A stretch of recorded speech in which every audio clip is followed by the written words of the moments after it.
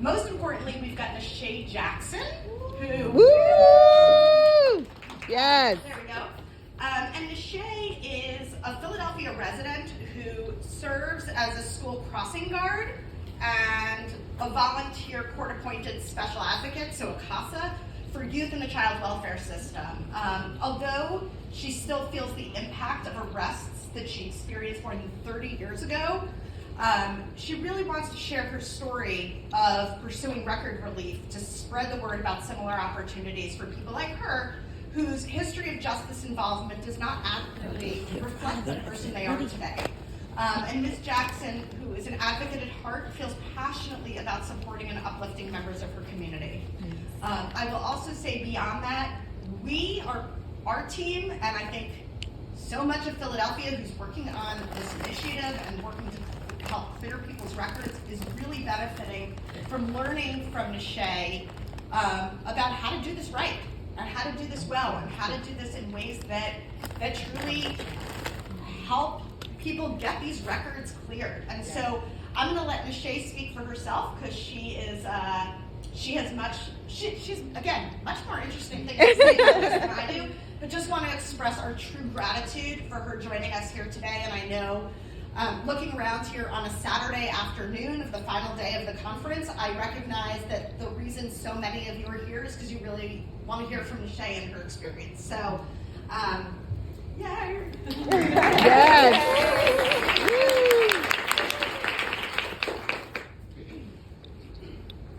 You're almost ashamed to talk about it. Lived experience with justice involvement and pursuing record relief in Philadelphia.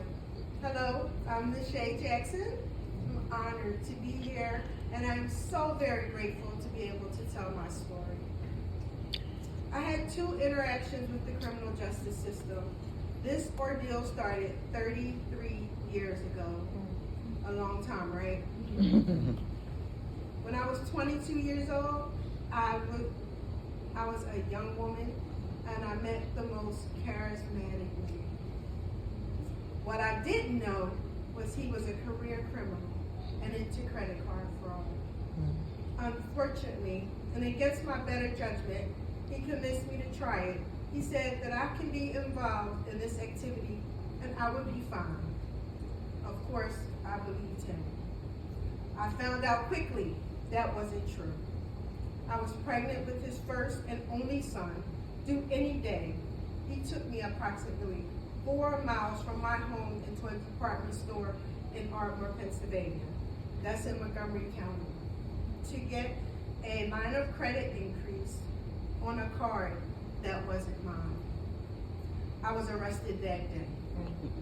The memory was so vivid, I could even recall the outfit I had on, a denim maternity dress. Being under arrest, I had to spend the night in a holding cell. Remember, I'm pregnant at this time. Charged with a felony, it was a day that changed my life.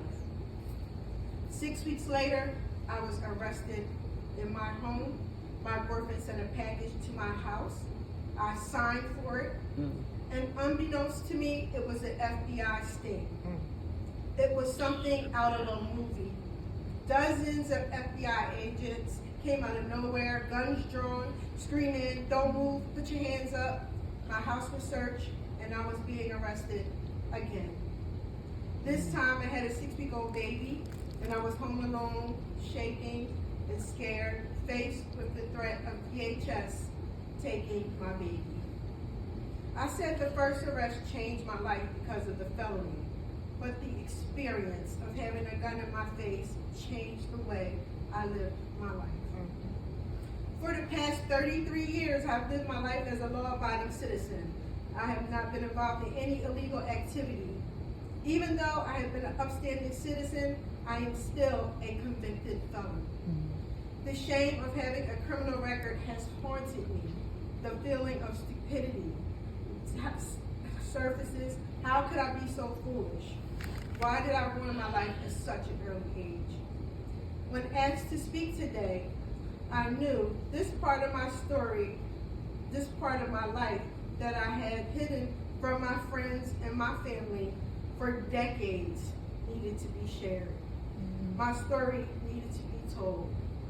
I had to be transparent, not only for my 4 sons, who range in ages from 36 to 16, and my 6 grandchildren, but for all of the other felons who are too ashamed to ask for help.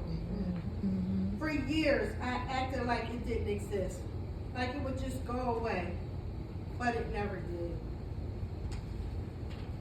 Time after time, I've been denied employment. There were 2 experiences that stand out for me. They were more like career opportunities than jobs. Being a paralegal was something that I really had an interest in. Ironically, I love the law. After a very favorable interview, I was told, "It was a pleasure to speak with you, Nishay. You are perfect for the position, but because of your record, we cannot hire you." Then there was the position with the state as a liquor enforcement officer. I went through the months-long process, which consisted of an extensive application, multiple interviews with a panel of interviewers, a lie detector test. Each time hearing the phrase, "It was a pleasure to meet you," there was so much hope in those words, only to receive a letter stating, "Thank you for your interest." You know, when it starts like that, you did not get the job. I kept going. Currently, I am employed with the City of Philadelphia as a school crossing guard, ensuring the safety of students going to and from school. It is a position that I enjoy. On my work ID, above my picture, it says Philadelphia Police Department. Ironic, because I still feel uneasy. I still feel the uneasy feeling in my stomach whenever I go into the police district, knowing at one point I went through those doors in handcuffs. I also volunteer with the national organization CASA. It's the acronym for Court Appointed Special Advocate. In my position in CASA Philly chapter, I am asked to attend court hearings to advocate and fight for the rights of children in the Department of Human Services. When I enter the courtroom, a few things happen. I sit there, my body temperature rises, my heart is beating so fast and so loudly, I definitely think to myself, can they hear that? As the attendees check in, they include lawyers, social workers, and child psychologists. Those professionals go around the room saying and spelling their names for the record. I am for a moment taken back to those times that I was called defendant. It's finally my turn, and I answer, Nesha, Neshea Jackson for CASA. As I say those words out loud, the judge and the professionals speak about my report and take my recommendations into consideration. My hands stop sweating. My heartbeat comes to a normal pace. I am not Nesha Jackson, defendant. I am Nesha Jackson, defender. Yes. Amen. Amen. Yes.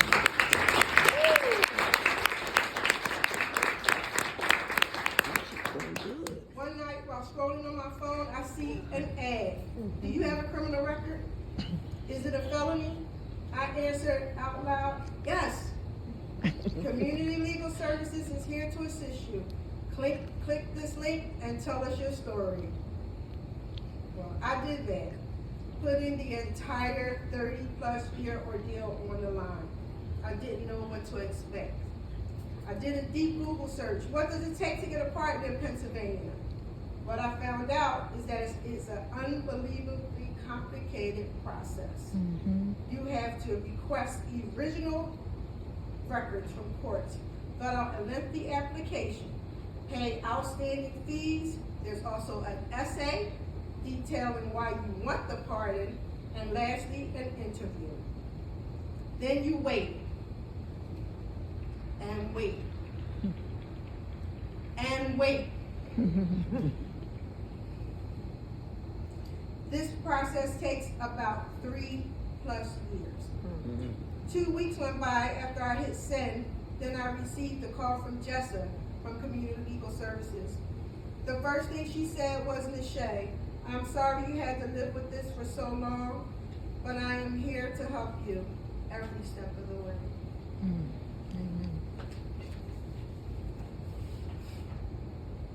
Working with Jessa and CLS, they made the process less intimidating. One big thing came up for me when we received their original arrest records. I found out something devastating. My first arrest in Montgomery County, in the Montgomery County Department Store, the card I had in my possession, the actual amount available was $15. Jessa informed me for my first arrest that I was incorrectly charged and convicted of a felony. That day, I cried on the phone with Jessa for almost 10 minutes, being heartbroken that my life was altered for $15. I now encourage others like myself to take on the challenging task of getting a pardon and reclaiming their lives. I am an advocate at heart.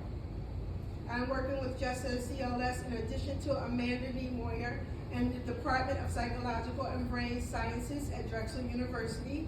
I also sit on a 5-member advisory board at Drexel University to evaluate and improve the record clearing process. Yes. The goal is to make the record clearing process easily accessible and ensure that the client feels confident that they will be seen as valuable members of our society from start to finish. Yes. Going through this process myself, it has brought up some extremely painful memories. And although it's been a difficult journey, in the end, it'll be well worth it.